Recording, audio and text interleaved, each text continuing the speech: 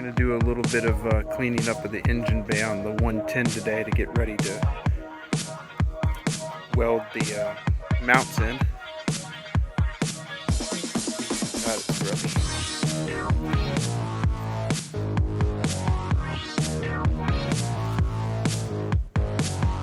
We scraped all the grimy stuff off and sprayed our cleaning solution on here. Hopefully it'll look a little bit better than it does.